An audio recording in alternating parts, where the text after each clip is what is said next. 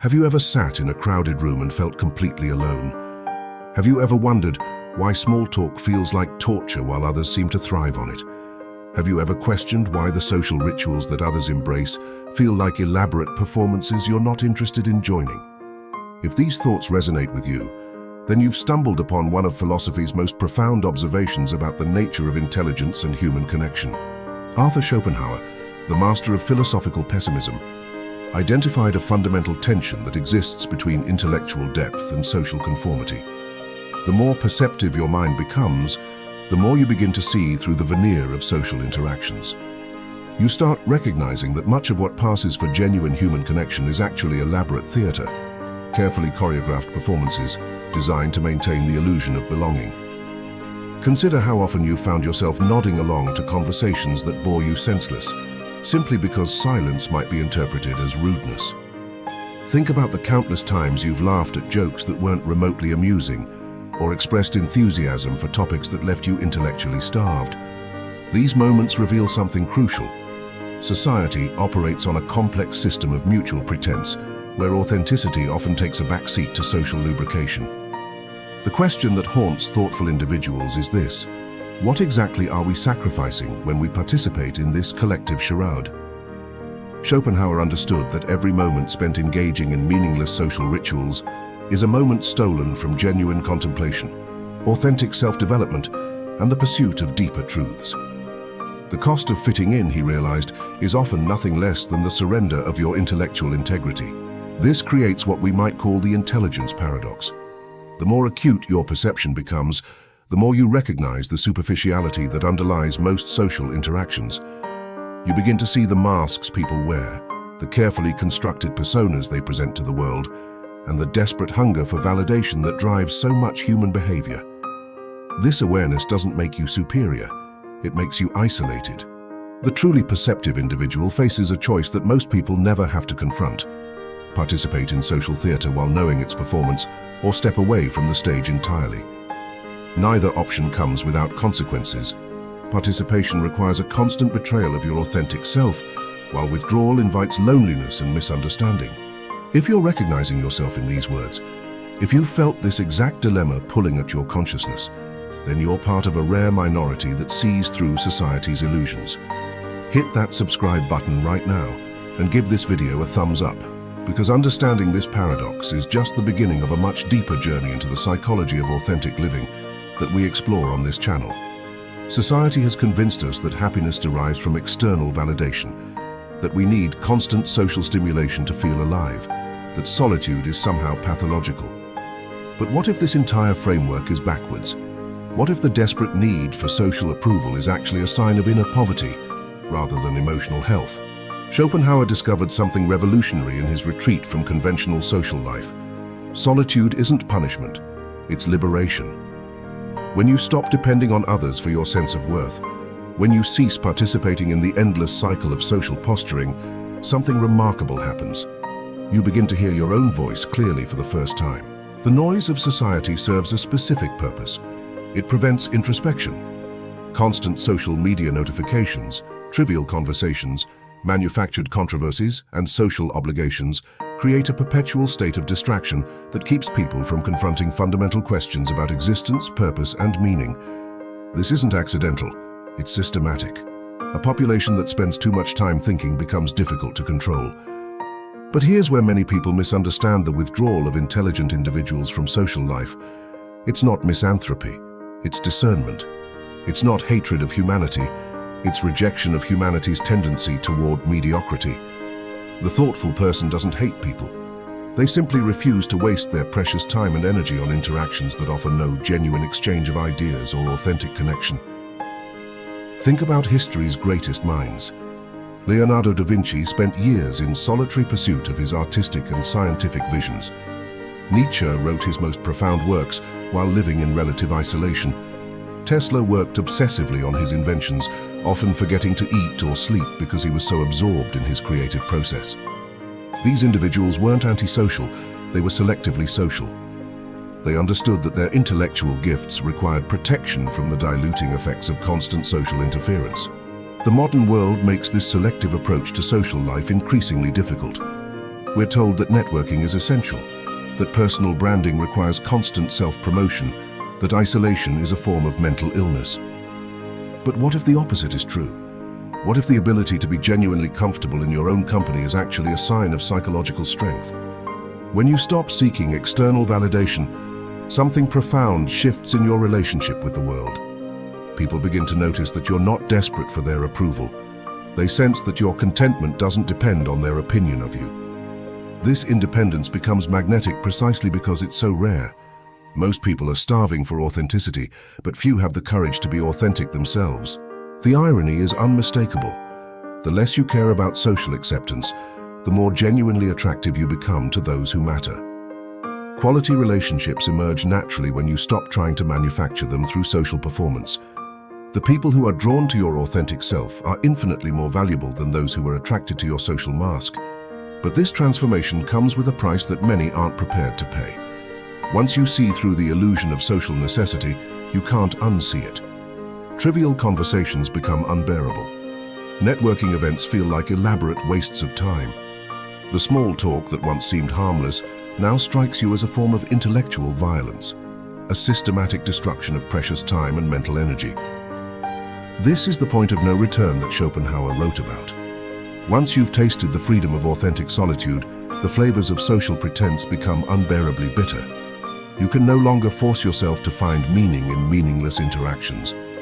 You can't pretend that surface-level connections satisfy your deeper need for genuine understanding. The path forward isn't about becoming a hermit or rejecting all human contact. It's about developing the wisdom to distinguish between interaction and obligation, between genuine connection and social performance. It's about having the courage to be selectively social rather than indiscriminately available.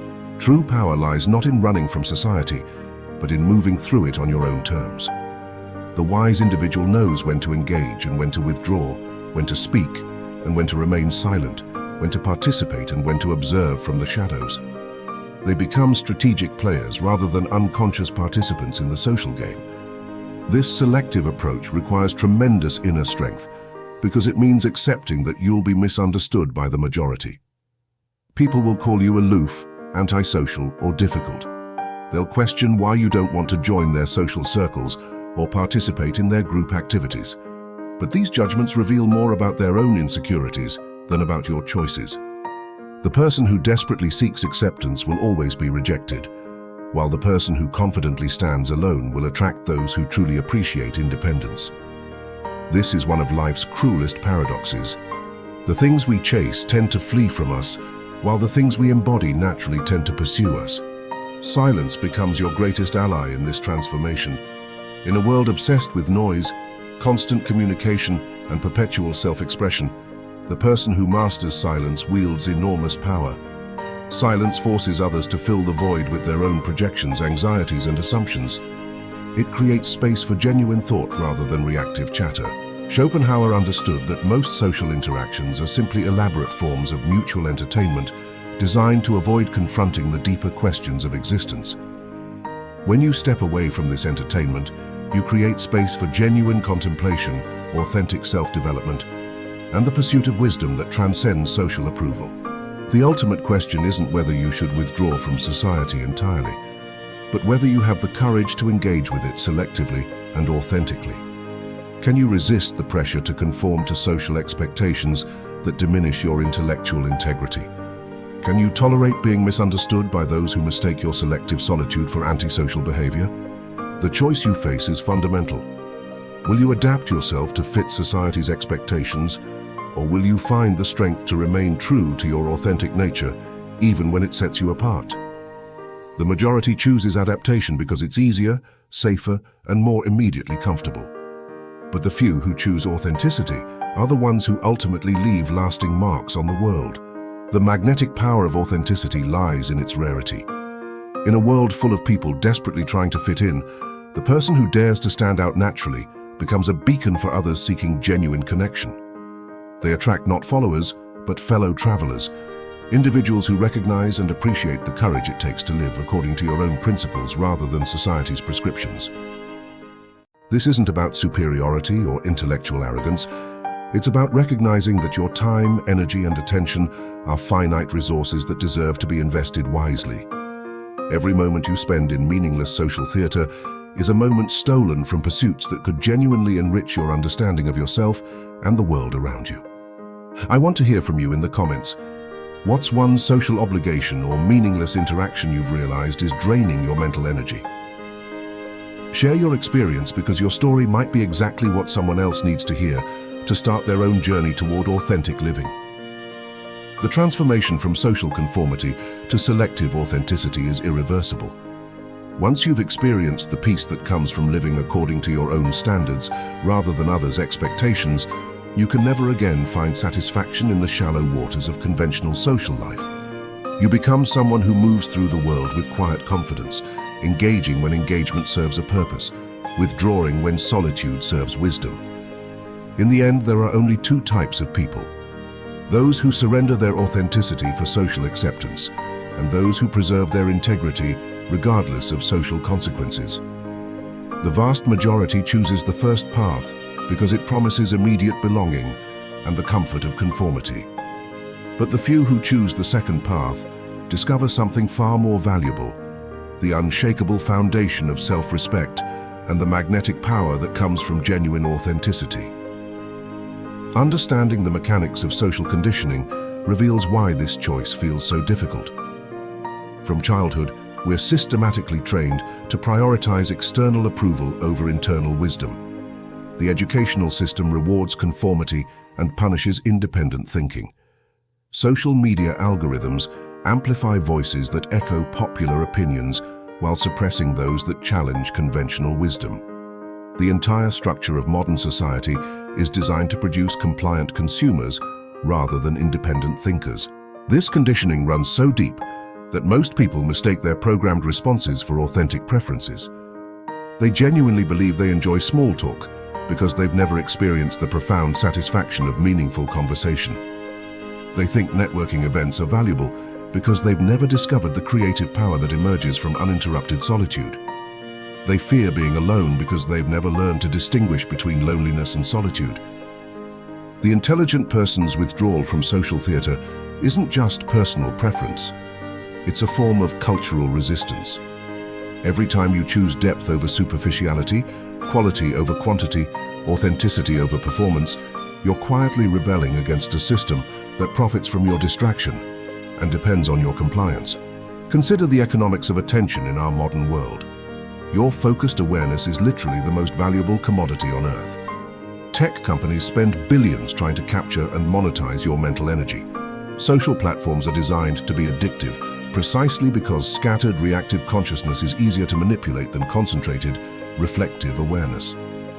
When you choose solitude over social media, contemplation over consumption, you're reclaiming something that powerful interests desperately want to control. This is why the path of selective solitude feels so threatening to others. Your withdrawal from the collective trance reminds them that they have choices they're not making. Your contentment in your own company highlights their dependency on external stimulation. Your intellectual independence exposes their conformity.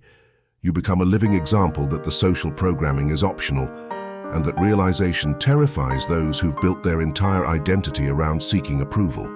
The deeper you go into this understanding, the more you realize that what we call social life is often just elaborate distraction from the fundamental questions of existence. Why are we here? What constitutes a meaningful life? How do we navigate suffering and mortality? What is our responsibility to ourselves and others? These questions require sustained contemplation, but constant social engagement makes such reflection nearly impossible. Schopenhauer recognized that the crowd functions as a kind of cognitive drug. It provides temporary relief from existential anxiety, but prevents the deep work necessary for genuine wisdom. The endless cycle of social stimulation keeps people in a perpetual state of mental adolescence, where they never develop the psychological resources necessary for authentic maturity. This is why great philosophers, artists, and innovators throughout history have often been perceived as eccentric or antisocial. It's not that they dislike humanity, it's that they understand the difference between meaningful human connection and mere social friction. They recognize that true intimacy requires depth, vulnerability and intellectual honesty that's impossible to achieve in conventional social settings. The modern obsession with networking, personal branding, and social proof represents the complete commodification of human relationships. People are taught to view every interaction as a potential transaction, every conversation as an opportunity for advancement, every relationship as a strategic asset. This transactional approach to human connection destroys the possibility of genuine intimacy and reduces social life to a sophisticated form of prostitution.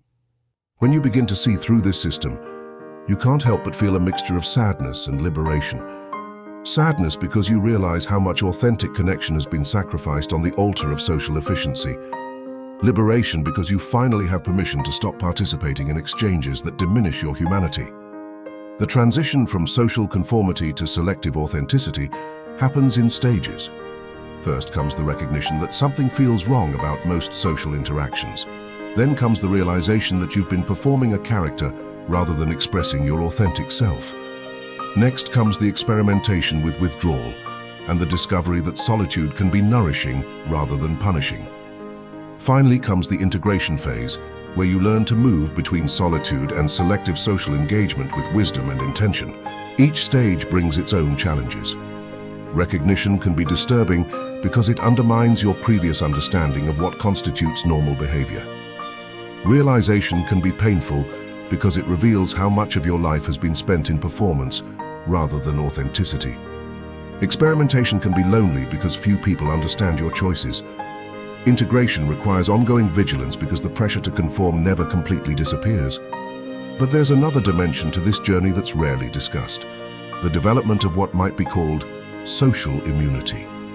As you become more comfortable with solitude and more selective about your interactions, you develop a natural resistance to social manipulation. You become harder to impress, manipulate, or control through conventional means. This immunity extends beyond social situations into all areas of life. You become less susceptible to advertising, political propaganda, and cultural pressure. This psychological independence has profound practical implications. You make better decisions because they're based on your authentic values rather than social expectations. You choose relationships that genuinely nourish you rather than ones that simply provide social status. You pursue work that reflects your actual interests rather than what others consider prestigious. You spend money on things that truly enhance your life rather than on status symbols designed to impress others. The person who has achieved this level of psychological independence becomes genuinely dangerous to systems that depend on compliance and conformity. They can't be controlled through social pressure, manipulated through fear of exclusion, or motivated by the promise of acceptance. They operate according to internal rather than external metrics of success and fulfillment. This is perhaps why Schopenhauer's insights remain so relevant, despite being written over a century ago. The fundamental tension between individual authenticity and social conformity is eternal. Technology may change the forms that social pressure takes, but the underlying dynamic remains constant. Societies need individuals to sacrifice their uniqueness for the sake of collective stability. The choice between conformity and authenticity becomes more complex when you consider the ripple effects of your decisions. When you choose depth over superficiality, you give others permission to do the same. When you demonstrate that it's possible to be content without constant social validation, you challenge others to examine their own dependencies. When you show that meaningful work and relationships are possible without playing social games, you become a catalyst for others' awakening. But this influence comes with responsibility. The person who has seen through the illusion of social necessity has an obligation to use their insight wisely. This doesn't mean becoming a missionary for solitude or attacking those who choose different paths. Rather, it means embodying the principles you've discovered so authentically that others are naturally inspired to examine their own choices. Speaking of inspiring others to examine their choices, if this content is resonating with you, if it's challenging your perspective on social life and authenticity, then you're already part of that ripple effect of awareness. Subscribe to this channel and hit that like button to support content that digs deeper than surface-level psychology. Click the notification bell so you never miss our explorations into the hidden dynamics of human behavior. Most importantly, share this video with someone who might need to hear these ideas. And let me know in the comments which insight hit you the hardest. Your engagement helps build a community of people committed to authentic living rather than social performance. The ultimate paradox of this journey is that by withdrawing from superficial social life, you often end up having a much more profound impact on the world around you. Your example gives others permission to question their own assumptions. Your contentment in solitude challenges the cultural myth that happiness requires constant social stimulation. Your selective approach to relationships demonstrates that quality trumps quantity in all meaningful human exchanges. This is why the question isn't simply whether to withdraw from society, but how to engage with it in ways that preserve your intellectual integrity while still contributing to human flourishing. The answer lies in developing the wisdom to distinguish between social interactions that genuinely serve growth and understanding, and those that merely serve the ego's need for validation and distraction. The path forward requires both courage and discernment. Courage to stand apart from the crowd when necessary, and discernment to recognize when engagement serves authentic purposes. It means learning to be comfortable with being misunderstood while remaining open to genuine connection. It means developing immunity to social pressure while maintaining compassion for those still trapped in the performance. The question that remains is which path you'll choose. Will you continue participating in social performances that drain your energy and diminish your intellectual integrity?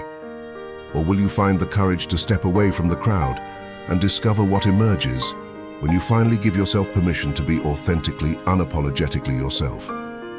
The answer to this question will determine not just your own fulfillment, but your capacity to contribute something genuinely valuable to a world desperately in need of authentic voices.